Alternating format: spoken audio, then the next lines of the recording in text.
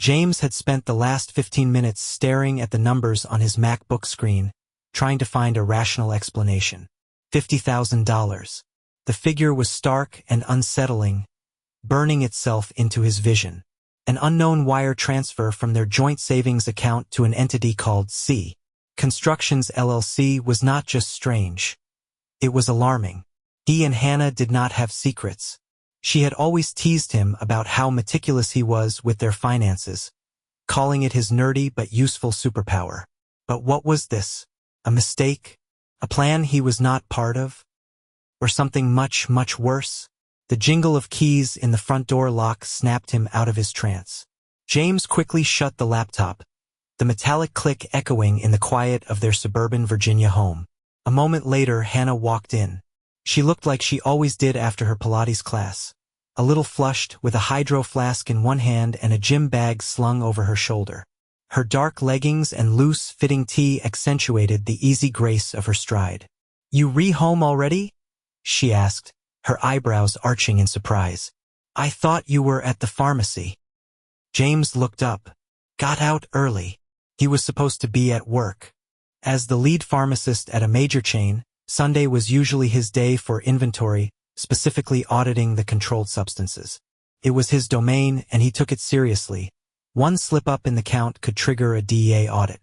But a colleague had asked to swap shifts, and James had agreed. That one change had brought him home to this. "Oh, gotcha," Hannah said with a smile, heading for the kitchen. She dropped her bag on a chair, refilled her water bottle at the fridge, and took a long drink. "That class kicked my ass, but at least I can have brunch with a clear conscience. Have you eaten?" "Hannah." James did not raise his voice, but something in his tone made her freeze. She turned to face him, a flicker of concern in her eyes. "What's wrong?" she asked, her expression shifting to one of alarm. "Tell me what C. Constructions LLC is." His gaze was steady and calm, but inside, his stomach was in knots. Hannah frowned, like someone trying to place a name they had not heard in years, or pretending to. "You transferred $50,000 to them a week ago." "I saw the transaction." The silence that followed was heavy and taut.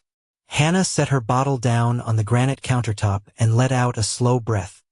"James, I can explain." "Then explain." He watched her, trying to read the storm of emotions on her face. Anxiety, guilt, a desperate search for the right words. She walked to the kitchen table and sank into a chair opposite him, her fingers lacing together in her lap. "It's Chris's company." "Chris?" James leaned back, the name tasting like ash in his mouth. "You're Chris?" "Yeah," she nodded. "It's not what you think." "And what is it that I think?" He crossed his arms over his chest. "Lay it out for me, Hannah. I'm your husband. I think I have a right to know why $50,000 from our joint account went to your ex-boyfriend's business." "You rewrite." "It was wrong," she finally said. "I know, but Chris was in a really tough spot. His business partner racked up a ton of debt, and they were about to lose everything. If he did not find the money, the whole thing would have gone under." "Hannah?" James leaned forward, locking his eyes on hers. "Explain to me how that became your problem. Why is his business more important than our marriage?" "I know how it looks, and you rewrite. I should have told you. I should have explained. But..." She trailed off, searching for the words. "You have no idea what he did for me." "Enlighten me," James said, his voice turning cold. Hannah took a deep, steadying breath. "When I was a sophomore in college, I was about to drop out. Remember I told you I went through a rough patch?" James gave a curt nod. "My mom had just gotten sick. My dad was barely keeping his head above water with the medical bills, and I could not juggle my classes and my part-time job. I was literally about to withdraw from the university." She ran a hand over the smooth surface of the table, as if tracing a line back in time. "Chris was the only one who offered to help. He was a few years older, already working, and when he found out I was planning to quit, he just would not let me. He paid for my entire semester's tuition, out of his own pocket. He told me that believing in people was a risk worth taking." "And that's why you feel like you owe him?" James asked, his voice a little softer but still strained. Yes, Hannah whispered. I do. I know you do not get it because you've always been the guy who handles everything himself. You've never been in a position where someone else literally saved your future. But I have. And now, when he asked for help, I could not say no. James dragged a hand over his face and slumped back on the couch, the weight of her confession settling on him. So this is you paying him back? And you were willing to risk our future to do it? Hannah moved closer, sitting opposite him. I did not want to risk anything, James. I swear. I looked into it. As a short-term loan. He promised me everything would be fine. And what if it's not? He cut in. What if he does not pay it back? What if his business fails anyway, and you left holding the bag? I trusted him. Those 3 words landed louder than all the others. James stared at her as if seeing the person he thought he knew best for the very first time. You trusted him. But you did not trust me, he said slowly, emphasizing each word. Hannah looked away, her shoulders slumping in defeat. I was afraid you would not understand, she finally said. You would have said no, and I could not let that happen. You did not even try, Hannah, he replied calmly. You decided you knew better and made a decision that affects both of us, all on your own. She said nothing, knowing that any word would only make it worse. James stood and walked to the window. The afternoon light was beginning to fade, casting long shadows across the manicured lawn, blurring their reflections in the glass. I do not know how we move on from this, he said quietly, almost to himself. James, her voice was a plea, but he did not turn around. I need some time, and I think you do too. Hannah remained at the table, staring at her hands as if they held the answers to the questions now hanging between them. Later that evening, James was lying on the couch, staring at the ceiling. The grandfather clock in the hall ticked off the seconds with unnerving clarity. Hannah had left over an hour ago, saying she had a project meeting with some colleagues. She said it so casually, adjusting her hair in the mirror. But now, with the front door shut, James was alone with his thoughts.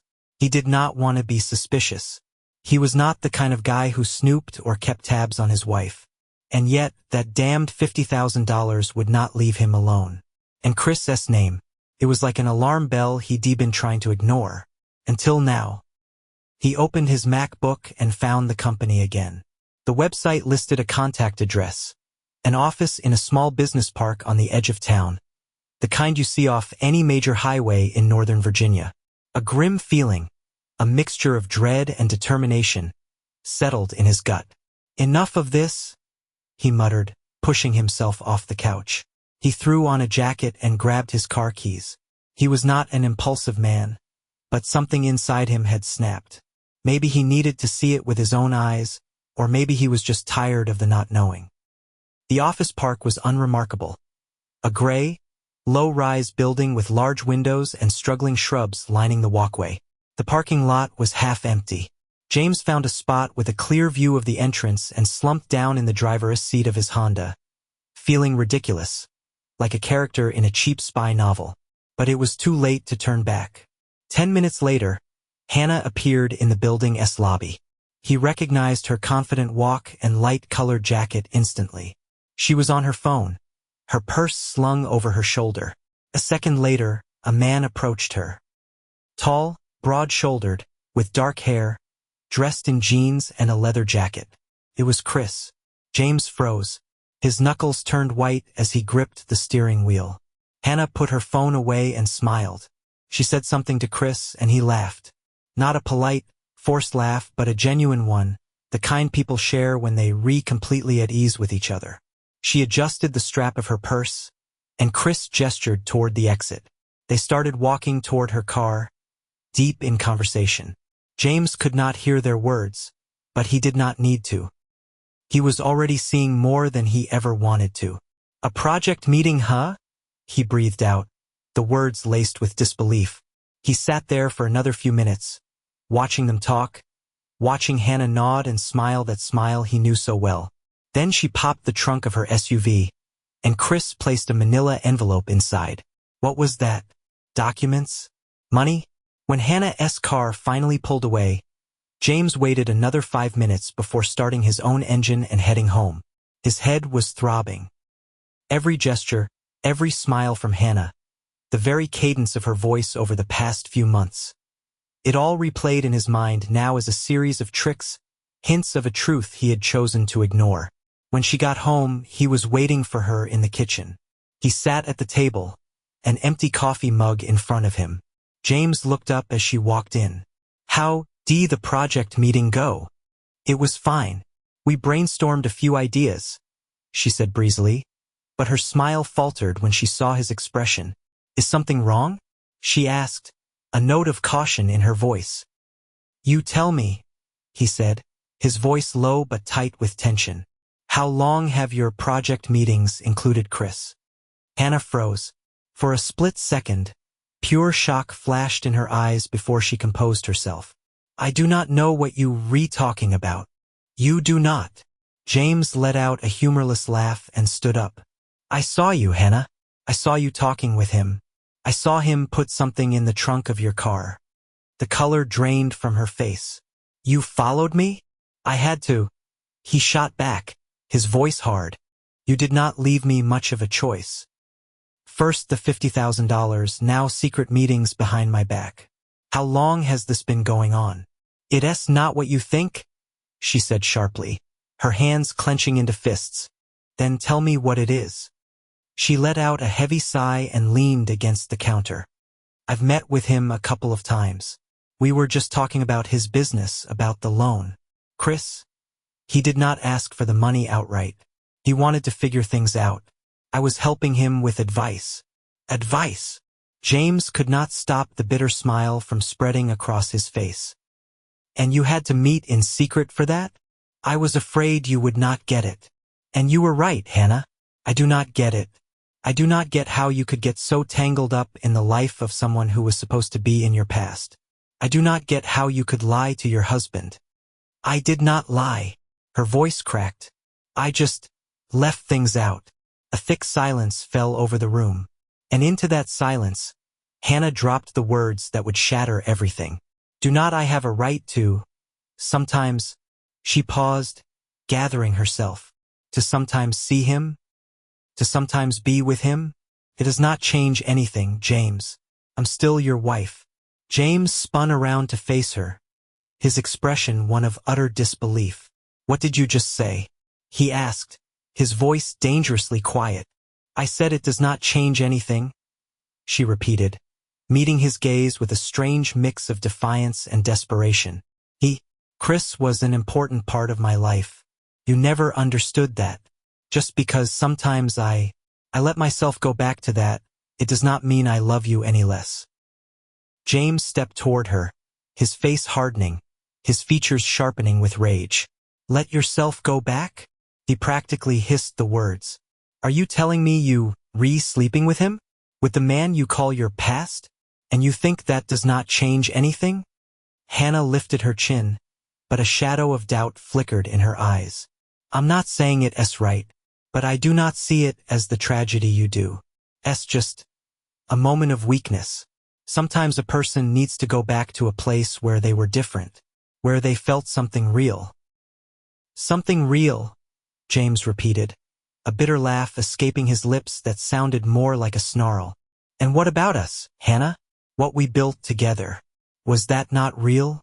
Or did you decide our marriage is just the home base you return to after your moments of weakness?"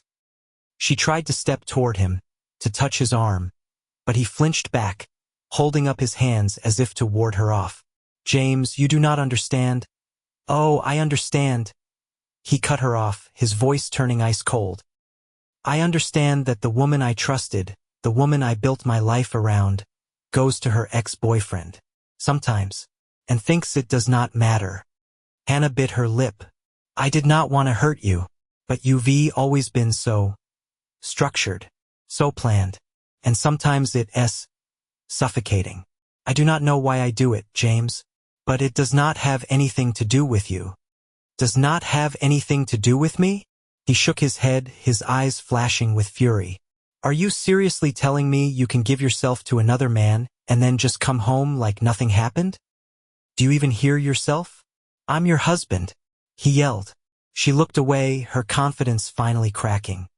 I was just trying to be honest. Honest? Now, after all this? James stepped closer, his words landing like blows. Hannah, honesty is not admitting you cheated. That's not even letting the thought cross your mind in the first place. She did not answer. The silence that filled the room was different this time. Heavy and final, like a lid being closed on a coffin. James looked at her one last time, as if trying to memorize the face of a woman he no longer recognized. I do not know who you are, Hannah, but the person I thought I married died for me tonight. He left her standing in the middle of the room, small, lost, and for the first time, perhaps, realizing that her words had just burned their entire world to the ground. The next morning, he heard her pacing outside the bedroom door, hesitating. Finally, it creaked open. James, she began. We need to talk.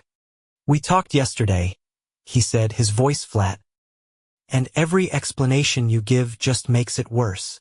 I did not want this to happen. I was just trying to help Chris.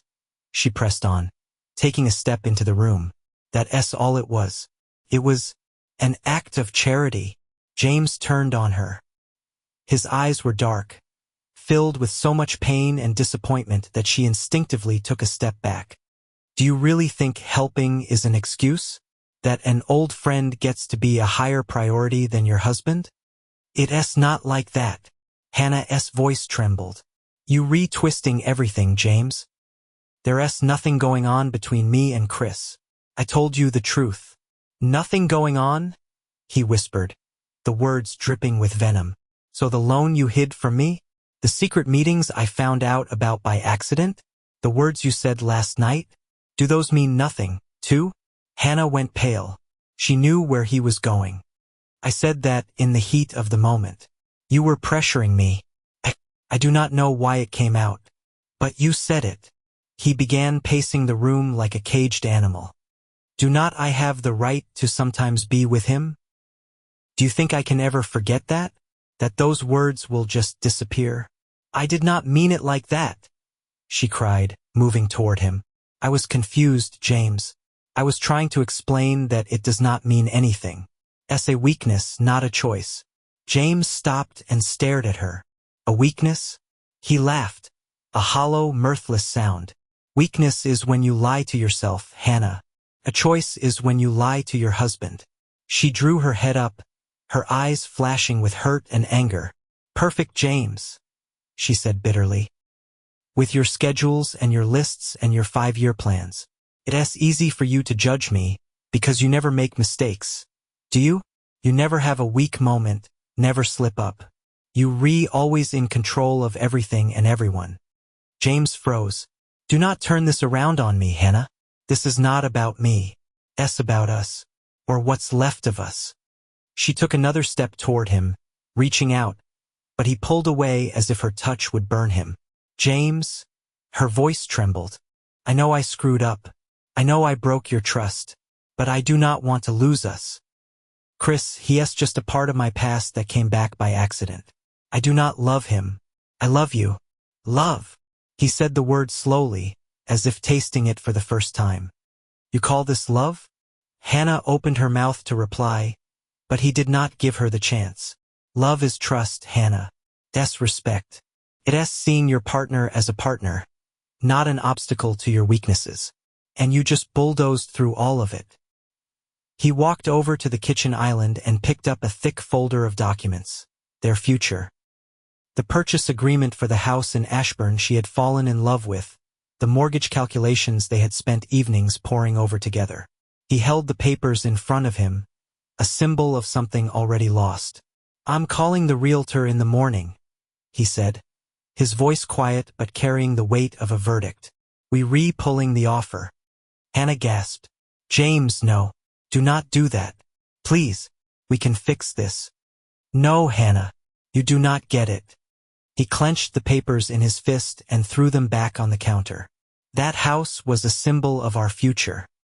Right now, I'm damn sure we do not have one. "Do not say that." She rushed to him, grabbing his arm, but he yanked it free. "I see not live with what you did. I see not look at you without seeing Chris standing in the background. That's not fair. You see not just walk away," she cried out. "And I thought you could not just cheat." He turned and walked toward the front door. Hannah scrambled after him, her words tumbling out in a frantic stream. "Please, James, wait. I'll do anything. I'll cut him off for good. I'll earn back your trust. Just do not go," she pleaded, sinking to her knees in the foyer. He stopped at the door, turned slowly, and gave her one last look. Then he was gone. The door clicked shut, and Hannah was left sobbing in the empty hall, wrapping her arms around herself. The silence rang in her ears, and on the island lay the discarded stack of papers, the future that now felt as distant as the memory of their happiest days. James dropped the last cardboard box in the entryway and stood still. The apartment was cold and empty. The air smelled of dust and disuse, the way places do when they've been left behind. This had been his first place, a cramped one-bedroom he bought long before Hannah, with a tiny galley kitchen and a single window overlooking a bleak parking lot. Back then, it had been a symbol of his independence. Now, it felt like a cell he locked himself into. He looked around. The old, sagging couch, the IKEA bookshelf that was starting to bow, and the silence. He sank onto the sofa and dropped his head into his hands. "You wanted quiet," he whispered to himself. But the quiet was a lie. It was filled with the echoes of her words. "It does not change anything. A moment of weakness. I was just trying to help." He could see her face that night, hear the tremor in her voice, but worst of all, he could see Chris, the invisible guest who had been living in their marriage all along. That was the part that burned the most. Work became his only refuge. The pharmacy was predictable. Prescriptions, dosages, brief interactions with customers. People came and went, and he did his job with his usual precision. But something had changed. He found himself double and triple-checking every script, terrified of making a mistake. What was once professional diligence now felt like paranoia. "You seem off today, Dar." Reed, the senior pharmacist, remarked while handing him the morning reports. "Everything okay?" "I'm fine," James lied. "You sure? I saw you verify that same Percocet script 3 times.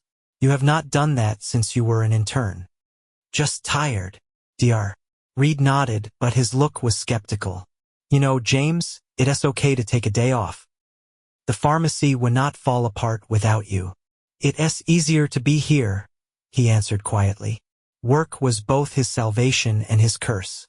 He stayed until the doors were locked, then drove back to the empty apartment where unpacked boxes were his only company. He had not bothered to unpack everything. What was the point? Every night, he lay in bed staring at the ceiling, trying to pinpoint where it all went wrong. He knew Hannah's betrayal was not about a single check or a single meeting.